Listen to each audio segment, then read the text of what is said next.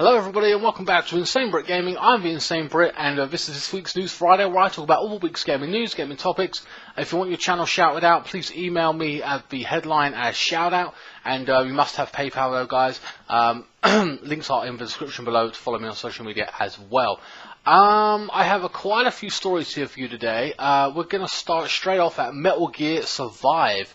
It has a release date, and basically if you pre-order, if I can just get the article up here. After teasing an imminent announcement of Konami have now confirmed the release date of Metal Gear Survive, the place on PlayStation 4 and Xbox One spin-off will launch on February 20th in the United States and February 22nd in Europe. This was confirmed in a tweet today, or yesterday technically. February 22nd is like near my birthday, so you know I might get it, I might not. I don't know if I will. It's based on zombies, of course. Everyone who pre-orders will get a survival pack. Here we go, the pre-order bonus shit. This comes with 4 gold-plated weapons: a bat, a sledgehammer, a survival machete, a survival spear, 2 gestures. Gestures, really? That's a oh my god. Okay, a happy and a thumbs up apparently. 4 survival scarves: a green, blue, pink, and silver. Some face paint. Additional survivor pack includes a mother base, nameplate, and a Boxman original orange accessory, supposedly. Metal Gear Survive is the first game in the franchise to be released since the series creator Hideo Kojima parted ways with Konami. It's a noticeably different sort of game set in an alternative reality after the events of Metal Gear Solid V and Zeros, or 5 and Zeros rather, where you have to deal with the amount of zombies, something Kojima has stated that he finds odd. It also features cooperative multiplayer as a key component, and it is due out on PS4, Xbox One, and PC. It was due out in 2017, but it got delayed till 2018, saying it needed more time to polish the game for more on the game, blah, blah, blah, blah, blah. Personally, I believe that Konami is stepping into a universe where basically it's already played out. We've got Dead Rising, the newest one coming out. I think this year, or was it next year, in a whole pack. I think it's this year in a whole pack, or whatever that, zombies. Resident Evil 7, we've got Call of Duty doing zombies. It's been literally non-stop zombies. So I think they're coming out into a played-out field, and they want a piece of that pie, as it were. At the same time, I think it's been played out a little bit. And having said that, they're not. If they took the idea of making a zombie game, Konami, because they do make good games. If you took that concept, made a zombie game, people would be interested, people would love it. We've got State of Decay coming out next year. I think that's an Xbox exclusive, I think. So there is zombies, maybe, you know, they're trying to catch a bit of that pie, a slice of it, to get some money from that. But you haven't made a zombie game and then said, here's a zombie game and this is what we've done with it and it's amazing, it's brilliant, it's got a great story, blah, blah, blah. You've taken Metal Gear Solid and an already established medium and has a fan base, for safety purposes, I could only assume, and you put zombies in it, which is a universe which primarily doesn't have zombies, or I haven't seen any fucking zombies in it. I must have missed that in Metal Gear, but all of them. But whatever, it is what it is. So they've chosen to do that. I don't agree with it. I don't know if I'll buy it. It'd be interesting to see the story, to see what they do with it. But at the same time, it hasn't got Kojima, and you're just using the name Metal Gear. So I don't know if people are going to be too happy about that. Next up we have EA shutting down Visceral Games, the studios behind games like Battlefield Hardline and Dead Space. Now, Hardline apparently was one of the worst games I hear. I didn't play it, but apparently it's one of the worst Battlefield games. Dead Space was a great game. I absolutely loved it. Played all 3 of them in co-op as well with my friend. I didn't record it. It was on PS3, of course, but we kept lagging out every 20 minutes. It was fucking ridiculous. Even though after a year, it still didn't get patched and we were still lagging out. And I don't want to hear that shit about you had shit internet. No, I had Sky internet. He had that Virgin internet, you know, the fiber optic shit. So it was bullshit. The game was garbage. When it came to co-op, it kept lagging out. It was a great game. I completed it. I loved it. But I was hoping to see a Dead Space 4 or whatever, but they've closed the studio down. Anyway, so moving on with the article itself, the publisher said today the Star Wars game, which they were developing at Visceral Games, will be revamped and moved to a different studio. EA says although it will now be something completely different, our Visual Studio has been developing an action-adventure title set in the Star Wars universe. EA's Patrick Soderlund said in a blog post, in its current form, it was shaping up to be a story-based linear adventure game. Throughout the development process, we have been testing the game's concept with players, listening to feedback. Oh, listening to feedback, Jesus Christ. and how they want to play, closely tracking the fundamental shifts in the marketplace. So they've been looking at the marketplace, huh? Interesting. And trying to deliver the experience the players want and come back for a long time. We need to pivot and pivot the design. Pivot the design. I don't think they're talking about the art style. We're talking about the type of game that it is. So that's going to be interesting, what it was and what it will become. Let's hope it's for the better if you're interested in playing that Star Wars game. And we'll get to Star Wars in a little bit as well, the main focus of the Battlefront 2 that's coming out. Stotherland added that Visceral will be ramping down and closing down, that we are in the midst of shifting as many of the team as possible to other projects and teams at EA. Lastly, he said while we had originally expected the game to launch in the late fiscal year 2019, we're now looking at a new time frame that we will announce in the future. So basically the game's going to be made, but it's going to get delayed a hell of a lot, so it's definitely coming out at some point, but again, it's going to be a new timeline.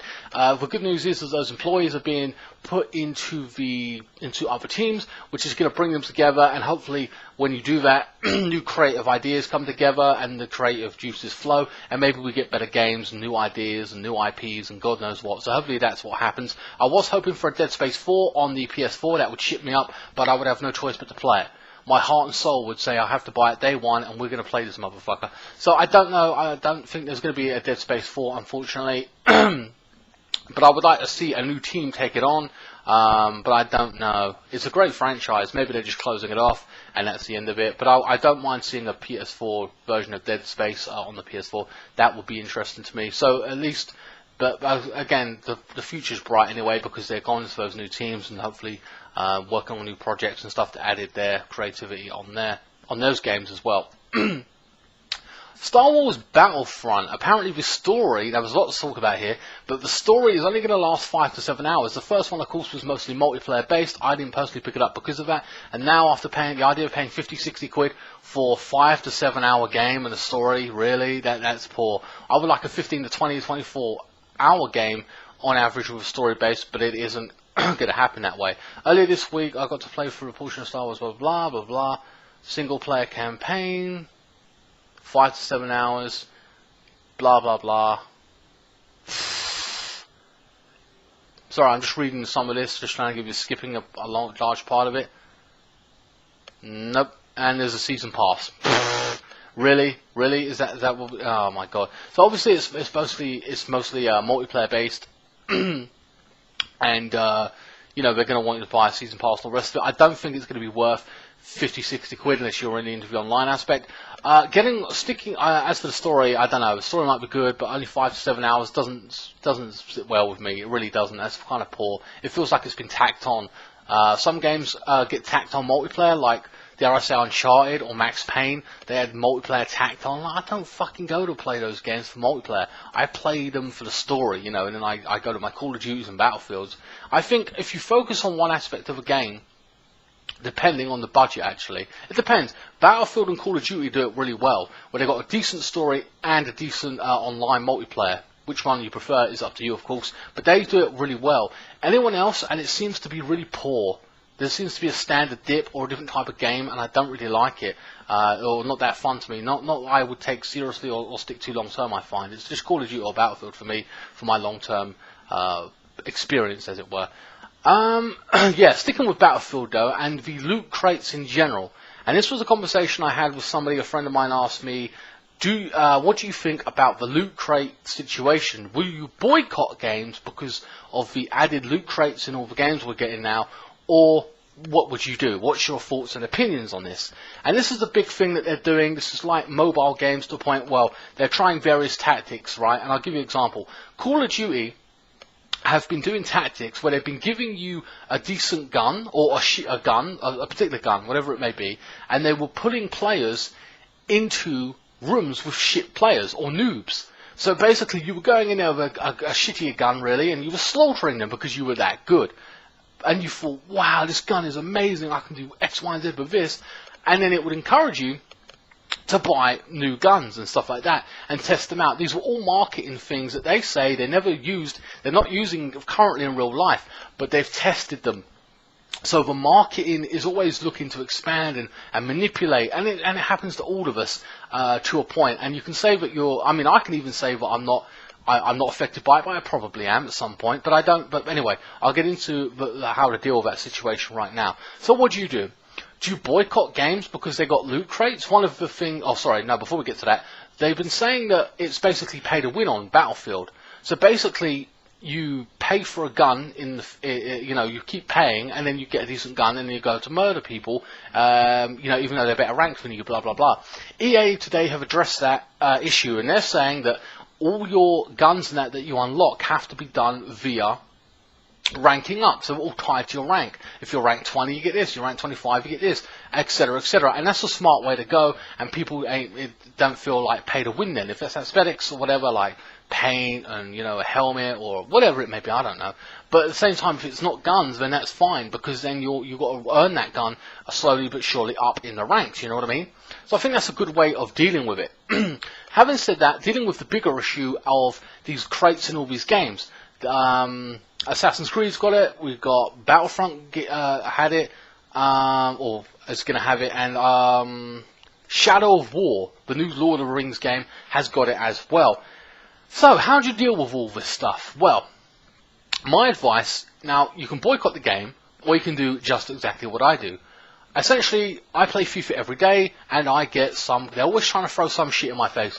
FIFA Ultimate Team, FIFA Ultimate Team, oh, you got to buy the Ultimate Team, it's here now, we got these free packs for X, Y, and Z, blah, blah, blah. Fuck off, ignored, and I go to my season. I go on Call of Duty, had a new map packs out, you try this, we got zombie mode, double XP this weekend, you get on Call of Duty, fuck you. Push to one side. I don't care about any of it, and I continue to do this way. What they're trying to do, or the rumour is, desensitize you to these practices. Of course, I am already desensitized, but for the wrong reasons. I'm desensitized to their bullshit, so I ignore it and I push it to the side. If I enjoy a game and it's that good, I did this for Battlefield 4. I pre-ordered the game, got Battlefield 4. I got some bonuses, the standard. I got the map, for free. I got all the X, Y, and Z XP thing, and all the boxes, and they kept giving me free stuff over and over again for quite a while, for about a month or a bit, and it was really, really good. And I felt like, damn man, I've paid extra, but I've gotten quite a lot.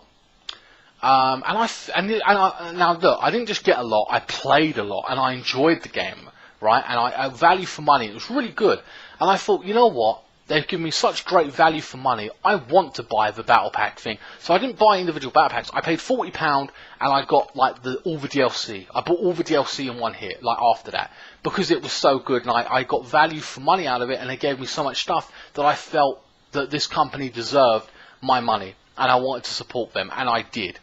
Maybe you could say that about every game that you buy and you thingy it. I don't know, you pre-order, you get the bonus, and then you want to give them more money because you feel such value for money. Maybe that's the case for every game you buy. I don't know, but I doubt it. And sometimes you don't like the game. So what I would do is, the first thing is I would hold off pre-ordering games and getting the bonuses if you're not sure you're going to like it. If you're a Call of Duty fan, you probably say, oh, I love Call of Duty every year, I play it. And it's going to give you value for money. Your FIFA Ultimate Team, you're probably going to love it because it is what it is. If it's ain't new and you're not sure, then don't buy it. Don't pre-order it and get the bonuses, whatever. You can do that later on, or whatever. Because if you're unsure about a game and then you don't know, and then you end up hating it and you've paid fucking double the money, you're going to be pissed. And I wouldn't blame you for that. But I'd be smart with it and not pay double the price or whatever. So, it's hit and miss. I know that some people are going to do it. That's inevitable. I cannot tell you how to spend your money. But, I can sit here and say it's going to ruin it for the rest of us. And it does to a point. But at the same time, you have to have your own responsibility. I can't tell you what to do. You make your own decisions. I say don't buy it. Ignore all that bullshit. And just, unless you enjoy the game. If you enjoy the game and love it and want to do it, then that's fine. But me personally, I always take the markup of... don't just ignore all the shit and play the game for what it is. And if it's fun enough and I want to pay for it later on, then I will. But all that loot crate shit, I just completely and utterly ignore and crack on with the game as I intended, and don't give them any more money. If you want to be more cautious of it, you could always buy pre-owned. In that way they don't get any of the money. they actually get they don't get nothing because it's pre-owned. The store wherever you're buying it from gets the money or whatever, or even borrow it from a friend if they bought it brand new. Which I'll be honest with you, I'm tending to do right now. I'm borrowing like 4, 5, 6 games when my friend comes down. Wolfenstein 2. We're gonna have a new South Park game. We're gonna have a lot of different content. And all newer games, but borrowed from my friend. He's going to allow me to play it, and I'm going to enjoy it and then share my experiences with you, or whatever. So I suggest maybe you borrow your friends' games as well.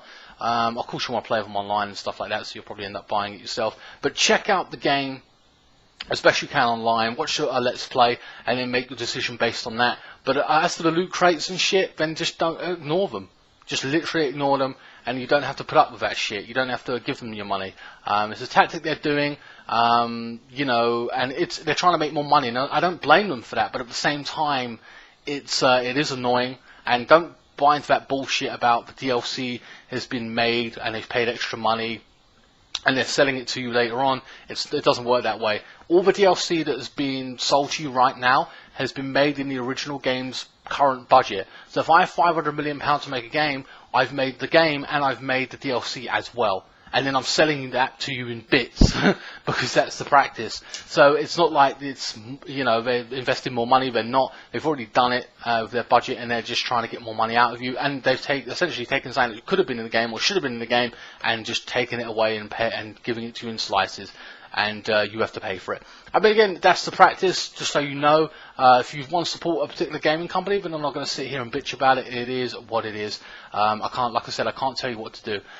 Do you know what? The last story I want to talk about is Netflix. Netflix is spending as much as $8 billion budget on original films and anime. Netflix has announced their plan, a content creation strategy today. Streaming service revealed it will spend $8 billion towards producing, get this, 30 new anime series. Holy shit. 80 original movies in 2018. This is up from their $6 billion spending projections. Chief Content Officer Ted Sarandos specifically mentioned the anime and original movie will receive a lion's share of the $8 billion, opposed to live-action series like Stranger Things and Western animation like Big Mouth. Original movies include English, Korean, and Japanese titles, as they aim to aggressively expand in Korea and Japan. Earlier this year, Netflix revealed that anime, both original and catalog licenses, is one of the more popular mediums with their users, especially younger subscribers. They also revealed that 90% of their anime viewers, come outside of Japan due to the greater legal access to anime in Japan. And there you go. Proof is in the pudding. My money is here, motherfucker. Please, Funimation or whoever these Madhouse, take the anime from Japan, the decent ones you know we know and love, and dub them. And then if you're going to dub them in America, like so many are, can you please port them over to the UK so I can fucking watch them? My money's hitting here. I did tweet a company about Knights of Sidonia Season 2. It's already dubbed. It's on Netflix. When's it coming to Blu-ray? When's it coming to the UK? We have no plans for a Blu-ray release and in the UK. What? You know what I mean? It's fucking retarded. It's already dubbed. Just port it over here so I can watch it. It's absolutely unbelievable that they got so much quality stuff available over there in the USA, and yet it's not being dubbed and ported over here. Well, it's not being ported over here so I can buy it. Like I said, my money is sitting here waiting for you just to be collected. It's ridiculous. Sorry about the shadowing if it goes night and day. It's like I said, it's thingy out like bright as hell. I'm going to check if I can find 1 or 2 more stories for you guys. I know it's gone on for 20 minutes, so please bear with me. Okay guys, the last couple of stories I got to say, or talk about, sorry, is Wolfenstein, sticking to the story based story and multiplayer, which I was talking about earlier, just a minute ago actually, about some multiplayer is tacked on to story mode. Essentially Wolfenstein 2 will not have multiplayer, apparently saying that it that dilutes the actual story. We want to focus more on story, and he don't want to do 2 things at once. because we will prefer to focus on the narrative of the story itself. So Wolfenstein 2 will not have multiplayer. Sometimes it works, like sometimes it needs it, sometimes it doesn't, and to be honest with you, I don't really care, as long as it's got a good story, and it makes up for it pretty much, because it is a shooter and has potential to be a decent shooter game in terms of multiplayer. If they did it right, whatever, they haven't gone with that narrative, and they decided to make it a single player based game only, which is okay by me. I don't mind that too bad. It's not too bad in my eyes. Some of you will be disappointed or whatever, but there's plenty of shooters out there. Having said that, I hope they jam pack it with enough content to keep everybody satisfied, in a long story, and you know, more creative ideas, etc., etc. I have no doubt it's going to be fun. Like I said, I will be playing it at some point as well. Also, I had no word on this, although there's confirmation it's happening, but Destiny 2 has been basically kicking people off or banning players before they even got into the game, which is weird. I don't know, there's no fix for it right now, or what I know of, so basically that's just an ongoing issue right now, that before you even got into the game, you're banned, essentially. I don't know if that's because of previous bans or whatever, or offensive names, I don't know. Could be anything. Maybe it's just a glitch and they'll fix it at some point. And our final news story this week is the Kinect, which I fucking hated. I thought it was a gimmick. I knew it was a gimmick. As soon as it came out, I said, nah, I don't want no part of it. It's a piece of shit. Not interested. Don't want to buy it. Waste of time. Like the PlayStation Move. And essentially, after 7 years, they have discontinued it. Finally, thank fuck. Goodbye. See you in hell.